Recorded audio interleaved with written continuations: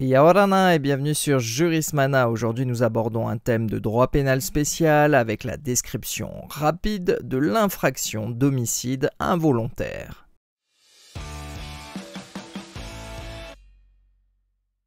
L'homicide involontaire est notamment décrit par l'article 221-6 du Code pénal qui dispose dans son alinéa premier que le fait de causer, dans les conditions et selon les distinctions prévues à l'article 121-3, par maladresse, imprudence, inattention, négligence ou manquement à une obligation de prudence ou de sécurité imposée par la loi ou le règlement, la mort d'autrui, constitue un homicide involontaire puni de 3 ans d'emprisonnement et de 45 000 € d'amende.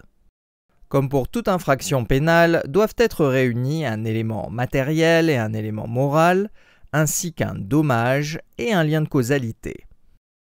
L'élément matériel est soit le fait de créer ou de contribuer à créer une situation ayant conduit au décès, ou le fait de négliger de prendre les mesures nécessaires pour éviter le décès. L'élément moral est constitué par l'existence d'une faute d'imprudence qui préside à la réalisation de l'acte matériel. Soit une faute légère, d'imprudence ordinaire, d'imprévoyance, soit une violation de façon délibérée d'une obligation particulière de prudence ou de sécurité, ou le fait de savoir que l'on exposait autrui à un risque d'une particulière gravité que l'on ne pouvait ignorer. Le dommage en matière d'homicide involontaire est bien évidemment la mort, et le lien de causalité doit relier une potentielle faute de l'auteur au dommage.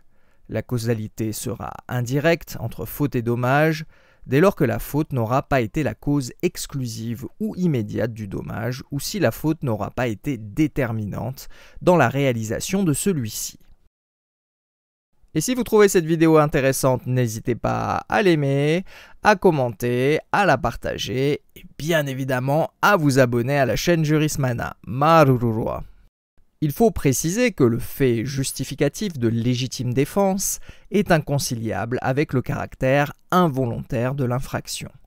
Mais l'état de nécessité, l'erreur de droit ou la force majeure peuvent potentiellement exonérer l'auteur des faits de sa responsabilité.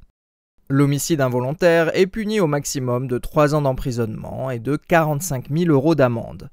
Les peines sont aggravées en cas de violation manifestement délibérée d'une obligation particulière de prudence ou de sécurité imposée par la loi ou le règlement.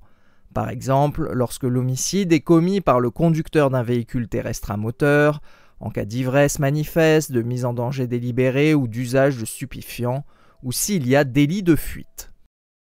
Et voilà, nous en avons terminé avec cette très rapide vidéo sur l'homicide involontaire. Merci à tous et à très bientôt sur Jurismana. Parheane.